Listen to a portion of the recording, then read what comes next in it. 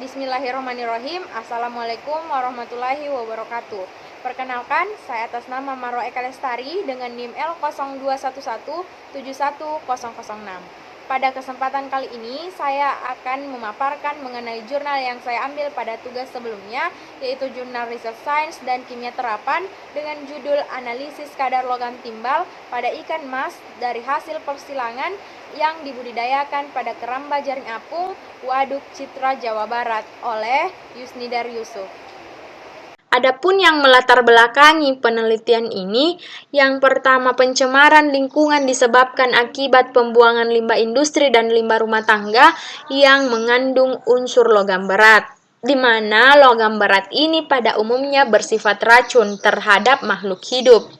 Logam berat mencemari makhluk hidup melalui berbagai perantara seperti udara, makanan, maupun air yang terkontaminasi oleh logam berat. Logam berat terbagi menjadi dua, yaitu logam berat esensial dan non-esensial.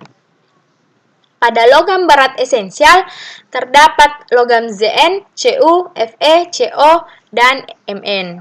Sedangkan pada logam berat non-esensial terdapat logam Hg, Cd, Pb, dan Cr. Pada penelitian ini difokuskan pada logam berat non-esensial, yaitu pada logam Pb, di mana logam Pb yang masuk ke dalam tubuh melalui sistem pernafasan dan makanan sehingga mempengaruhi metabolisme tubuh. Terdapat efek toksik pada logam Pb yang dapat menghambat pembentukan Hb dan memberikan efek racun terhadap organ-organ tubuh.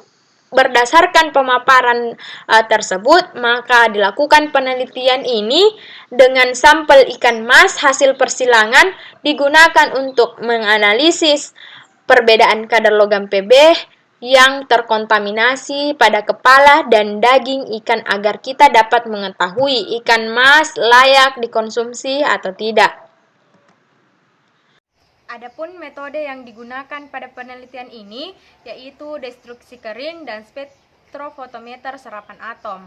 Yang pertama, destruksi kering, di mana dikeringkan dalam oven pada suhu kurang lebih 103 derajat Celcius selama 1 jam. Kemudian dinginkan dalam disikator selama 30 menit. Lalu timbang dan catat beratnya. Lalu masukkan sampel ke dalam tungku pengabuan dan tutup separuh permukaannya. Naikkan suhu secara bertahap dari 100 derajat Celcius tiap 30 menit sampai 450 derajat Celcius dan pertahankan. Yang kedua, SSA, spektrofotometer serapan atom. Larutan sampel yang telah dilakukan destruksi diukur absorbansinya menggunakan spektrofotometer serapan atom pada panjang gelombang 283,3 nanometer.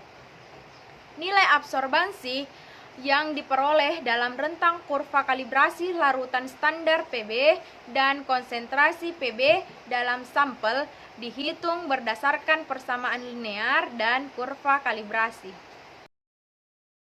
Adapun hasil dan pembahasan. Yang pertama, hasil analisa kadar Pb pada ikan berdasarkan SNI. Ada 3 kelompok sampel. Yang pertama, pada sampel ikan ukuran kecil, ikan ukuran sedang, dan ikan ukuran besar. Hasil kadar logam Pb pada kepala dan daging. Yang pertama pada kepala diperoleh nilai tertinggi dengan nilai rata-rata 96,8254, sedangkan pada kepala dengan nilai terendah diperoleh pada kelompok ukuran ikan kecil dengan nilai rata-rata 50,5885. Sedangkan pada daging, kadar logam Pb tertinggi diperoleh pada kelompok ukuran sedang dengan nilai rata-rata 4,8292. Sedangkan kadar logam Pb yang terendah diperoleh pada kelompok 3 ikan ukuran besar dengan nilai rata-rata 30,1799.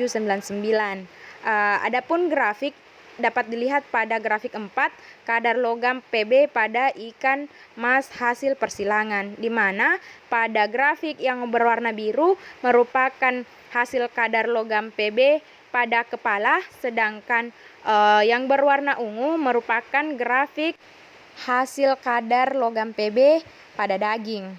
Dapat dilihat perbedaan secara signifikan yang dimiliki antara kepala dan daging ikan yang lebih banyak dan lebih tinggi terkontaminasi kadar logam Pb. Dapat disimpulkan bahwa ketika pada kepala memiliki kadar logam Pb yang tinggi, maka pada dagingnya memiliki kadar logam Pb yang rendah.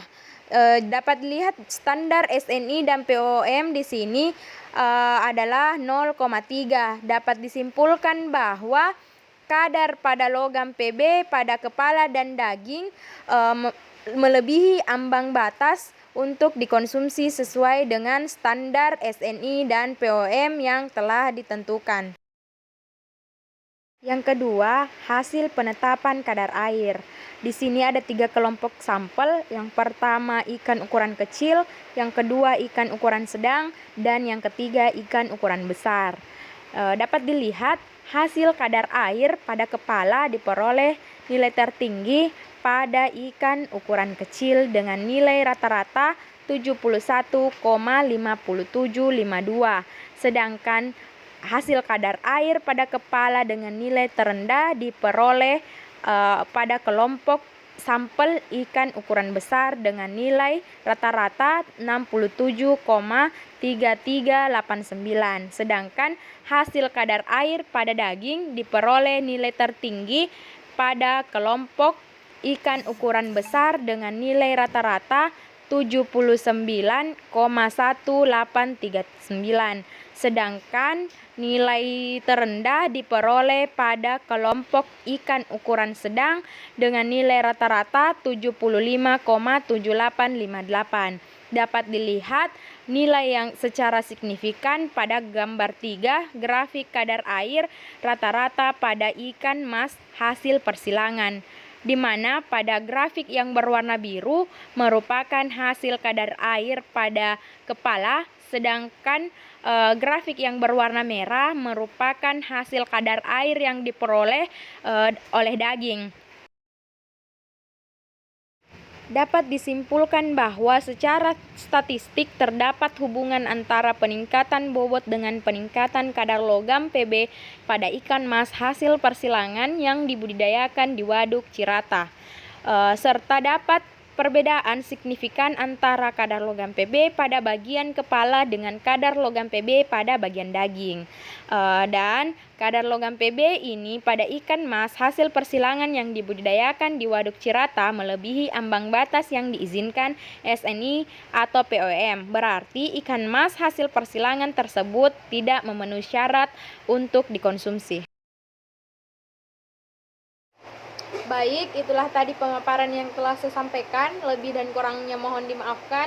Wabillahi taufiq wal hidayah. Wassalamualaikum warahmatullahi wabarakatuh.